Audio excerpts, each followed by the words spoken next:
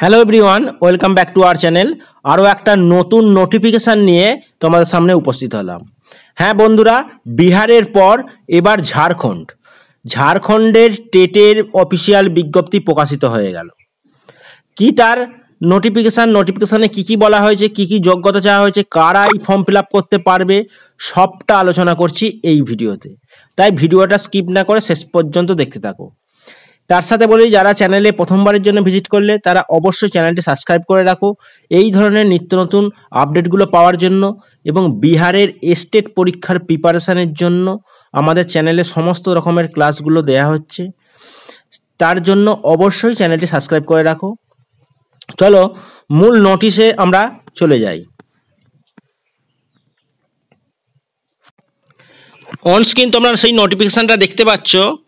এখানে ভালো করে লক্ষ্য করলে তোমরা দেখতে পাবে ঝাড়খণ্ড অধিবৃদ্ধি পরিষদ রাঁচি, ঝাড়খণ্ড একাডেমিক কাউন্সিল রাঁচি, शिक्षक पात्रता परीक्षा 2024 के आयोजन के संबंध में आवश्यक सूचना।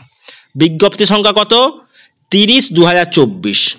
এখানে দেখো জানানো হয়েছে শিক্ষক পাত্রতা পরীক্ষা অধিনিয়ম 2019 এবং ঝাড়খণ্ড শিক্ষক পাত্রতা পরীক্ষা সংশোধনী অধিনিয়ম 2022 এবং ঝাড়খণ্ড শিক্ষক পাত্রতা পরীক্ষা দ্বিতীয় সংশোধনী অধিনিয়ম 2024 সংযোজনে এই নোটিফিকেশনটা জারি করা হয়েছে। 2024 শিক্ষক পাত্রতা পরীক্ষা কে প্রকাশিত সব কিছু তোমরা জানকারি, অর্থাৎ সব কিছু ডিটেলস, যে যোগ্যতা বলো, তার কি পাঠ্যক্রম রয়েছে, কোন কোন ভাষা আবেদনে কোন ভাষা নেওয়া যাবে, পাত্রতা পরীক্ষার মানদণ্ড, সমস্ত কিছু তোমরা এই অফিসিয়াল ওয়েবসাইটে পেয়ে যাবে। অফিসিয়াল ওয়েবসাইটটা আমি আরও একবার বলে দিচ্ছি, www.jac.jharkhand.gov.in/jac। এই পর্সানে মানে এই অফিসিয়াল ওয়েবসাইট ভিজিট করে তোমরা সমস্ত কিছুটা পেয়ে যাবে। এবার আমরা ডিটেলস আসছি। দেখো এখানে কারা কারা আবেদন করতে পারবে। প্রথমত আসছি কারা কারা আবেদন করতে পারবে। এখানে যে যোগ্যতাটা চাওয়া হয়েছে সেটি হচ্ছে ভারত কা নাগরিক হো, অর্থাৎ ভারতের যে কোনো প্রান্তে তোমরা বসবাসকারী নাগরিক হলে, স্থায়ী নাগরিক হলেই তোমরা আবেদন করতে পারবে। এ থেকে পরিষ্কার বোঝা যাচ্ছে যে আদার স্টেট ক্যান্ডিডেটরাও কিন্তু আবেদনযোগ্য। এতদিন ঝাড়খণ্ডে টেট হয়ে এসছে, তাতে কিন্তু ঝাড়খণ্ডের অধিবাসী হওয়া বাঞ্ছনীয় ছিল। এখানে কিন্তু পরিষ্কার জানিয়ে দেওয়া হয়েছে ভারতের নাগরিক হলেই আবেদন করতে পারবে। এবং কোনো অপরাধের মামলায় যুক্ত থাকা যাবে না। আর শৈক্ষণিক যে প্রশিক্ষণিক, অর্থাৎ শ্রেণীগত এবং প্রশিক্ষণিকতা বিএড ও ডিএলএড যে যোগ্যতা সেটা থাকতে হবে। একটা দুটো পার্টে পরীক্ষা হবে, 1 to 5 এবং 6 to 8, দুটো ধাপে পরীক্ষা হচ্ছে। এবার প্রত্যেকটা ধাপের জন্য আমাদের এখানে যে যোগ্যতা সেই সেম যোগ্যতা থাকতে হবে, অর্থাৎ 1 to 5 এর জন্য ডিএলএড এবং উচ্চ মাধ্যমিক পাস হলেই চলবে। আর 6 to 8 অর্থাৎ লেভেল 2 এর জন্য তোমাদের অবশ্যই বিএড অথবা ডিএলএড থাকতে হবে, সাথে কিন্তু গ্র্যাজুয়েশন থাকতে হবে। গ্র্যাজুয়েশনে 50% মার্কস থাকতেই হবে জেনারেল ক্যান্ডিডেটদের জন্য। বাকিদের ক্ষেত্রে 5% ছাড় দেওয়া হবে। এখানে যেমন বলে দেওয়া হয়েছে, অনুসূচিত জাতি জনজাতি পিছড়া বর্গ এবং অন্তর্দয় পিছড়া বর্গ 2 এদেরকে 5% छूट दी जाएगी যোগ্যতাকে।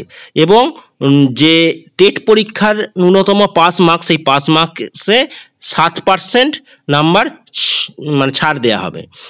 অর্থাৎ আমাদের ক্ষেত্রে, অর্থাৎ জেনারেলের ক্ষেত্রে যদি 60% মার্কস হয়, জেনারেলের ক্ষেত্রে 60% পাস মার্কস হলে এই পিছিয়ে পড়া জাতিদের জন্য 53% পাস মার্কস রাখা হয়েছে, অর্থাৎ 7% ছাড় দেওয়া হয়েছে। এটা জানানো হয়েছে। এর সাথে এখানে যেটা বললাম 1 to 5 এবং 6 to 8, লেভেল 1 এর জন্য 1 to 5 আর লেভেল 2 এর জন্য 6 to 8, দুটো ধাপের পরীক্ষা হবে।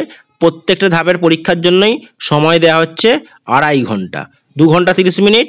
আর যারা দৃষ্টি প্রতিবন্ধী তাদের জন্য 30 মিনিট এক্সট্রা সময় প্রদান করা হবে, যেটা প্রত্যেকটা পরীক্ষার ক্ষেত্রেই হয়ে থাকে। এরপর দেখো এখানে বলা হয়েছে पाठ्यक्रम। এখানে प्राथमिक विद्यालय स्तर के लिए पात्रता जांच परीक्षा के प्रश्न এনসিইআরটি এবং সিবিএসই এবং রাজ্য সরকার দ্বারা অনুমোদিত পাঠ্যক্রমকে অন্তর্গত कक्षा 11 এবং 12 तक সিলেবাস पर आधारित होगी। অর্থাৎ এখানে যে প্রশ্ন হবে প্রশ্নের স্তর কিন্তু 11-12 এর সিলেবাস ধরে এনসিইআরটি এবং সিবিএসই যে সিলেবাস এবং রাজ্য সরকারের যে সিলেবাস সেই সিলেবাসের মধ্যে থেকেই কিন্তু কোশ্চেনটা হবে। আর ইনকি কঠিনাই অর্থাৎ এর যে লেভেল অধিকতম স্তর অর্থাৎ অধিকতম স্তর উচ্চ মাধ্যমিক স্তর পর্যন্ত হবে, সর্বোচ্চ স্তর উচ্চ মাধ্যমিক পর্যন্ত হবে। অর্থাৎ 1 to 12 পর্যন্ত যে সিলেবাস এনসিইআরটি এবং এনসিইআরটি এবং সিবিএসই বোর্ডের সেই সিলেবাস ধরেই কিন্তু প্রশ্ন হবে। এবং प्राथमिक विद्यालय स्तर के लिए पत्रता जांच परीक्षा के प्रश्न विश्वविद्यालय अनुदान आयोग के मान्यता प्राप्त स्टेट यूनिवर्सिटी के स्नातक के पाठ्यक्रम में अनुरूप होगा एवं प्रश्न के कठिनाई स्नातक स्तर के होगा। अर्थात এই যে প্রথমের সিলেবাসটা আমরা আলোচনা করলাম সেটা 1 to 5 এর যারা এক্সাম দেবে অর্থাৎ পেপার 1 এক্সাম দেবে, পেপার 1 এর জন্য সিলেবাস উচ্চ মাধ্যমিক স্তর পর্যন্ত হবে। আর পেপার 2 এর জন্য যারা পরীক্ষা দেবে অর্থাৎ 6 to 8 তাদের জন্য প্রশ্নপত্র ইউনিভার্সিটি লেভেলের যে সিলেবাস সেই সিলেবাস ধরেই হবে, এটাই বলা রয়েছে। আর একটা যেটা সবথেকে গুরুত্বপূর্ণ আদার স্টেট ক্যান্ডিডেট বা ওয়েস্ট বেঙ্গল ক্যান্ডিডেটদের জন্য ভাষা 2 নম্বর ভাষা আমরা কি চুজ করতে পারবো। প্রথম ভাষা এখানে ইংলিশ অথবা হিন্দি নিতেই হবে এবং দ্বিতীয় পাঠের যে ভাষা যেটা আমরা দেখে এসেছি বিহারের পরীক্ষার ক্ষেত্রে দ্বিতীয় ভাষা আমরা বাংলা চুজ করতে পেরেছিলাম, এখানেও কিন্তু তাই পারবে। এখানে পরিষ্কার বলে দেওয়া হয়েছে কিন্তু এখানে পরিষ্কার জানানো হয়েছে যে उल्लेखित 15 भाषाओं में किसी एक भाषा परीक्षा देने का अनिवार्य होगा। অর্থাৎ দান প্রদত্ত যে 15টা ভাষার উল্লেখ রয়েছে সেই 15টা ভাষার মধ্যে যে কোনো একটা ভাষা তোমরা চুজ করতে পারবে সেকেন্ড পেপার হিসাবে। বিস্তারিত কোন কোন ভাষা তোমরা চুজ করতে পারবে সেটা আমি আলাদা একটা ভিডিওসের মাধ্যমে জানিয়ে দেবো। আপাতত দেখো ফর্ম ফিল আপের জন্য যে ফিসটা রাখা হয়েছে, ফর্ম ফিল আপের ফিস সেখানে বলা হয়েছে পেপার 1 এর জন্য 1300 টাকা, পেপার 2 এর জন্য 1300 টাকা। আর যারা উভয় বিষয়ে ফিল আপ করবে জেনারেল ক্যান্ডিডেট হলে সেক্ষেত্রে 1500 টাকা আবেদন ফিস রাখা হচ্ছে। অর্থাৎ উভয় পেপারের ক্ষেত্রে 1500 টাকা জেনারেলের, আর সিঙ্গেল পেপার যদি করা হয় অর্থাৎ পেপার 1 এর জন্য 1300 টাকা বা পেপার 2 এর জন্য 1300 টাকা। এবার এখানে যে পরীক্ষার পাস মার্কস অর্থাৎ টেট পরীক্ষা কোয়ালিফাই করতে গেলে জেনারেলে 60% পেতে হবে এবং এর সাথে আর একটা যে বিষয় এখানে যুক্ত করা হয়েছে যেটা অন্যান্য রাজ্যের টেটে নেই সেটি হচ্ছে সেকশনাল কাট অফ।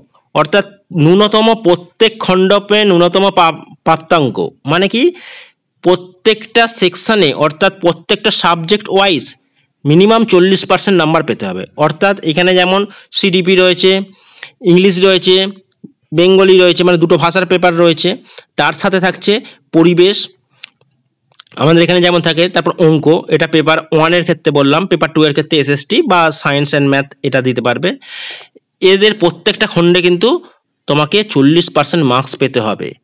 অর্থাৎ কোনো একটা পেপারের কোনো একটা পার্টে যদি তোমরা 40% কম পাও এবং ওভারঅল যদি তোমরা 90+ পেয়ে যাও বা 100+ পেয়ে যাও, কিন্তু দেখা গেল যে ইংরেজিতে 40% মার্কস, 30-এর 40% মার্কস মানে 12, সেখানে তোমার এসেছে 10, তাহলে কিন্তু পরীক্ষায় তুমি কোয়ালিফাই হিসেবে গণ্য হবে না, এটাই বলা রয়েছে। আর এখানে বলা রয়েছে প্রত্যেক বছর এখন থেকে ঝাড়খণ্ড টেট হবে এবং পরবর্তী পরীক্ষাগুলোতে বসতে গেলে ঝাড়খণ্ড টেট অবশ্যই পাস করা দরকার। তা এটাই ছিল আজকের আপডেট। আরও বিস্তারিতভাবে যখন আমি কোনো খবর পাবো যে বিষয়গুলো নিয়ে আলোচনা করার দরকার সেটা আমি অবশ্যই করে দেবো। তার সাথে বলে রাখি এই মাসের 23 তারিখ থেকে অর্থাৎ 23শে জুলাই থেকে তোমরা ফর্ম ফিল আপটা করতে পারবে 22শে আগস্ট পর্যন্ত। অর্থাৎ 23 তারিখ থেকে ফর্ম ফিল আপ চালু হচ্ছে। ফর্ম ফিল আপ চালু হলে এর বিস্তারিত আপডেট আমি তখন তোমাদেরকে দিয়ে দেবো। Thank you.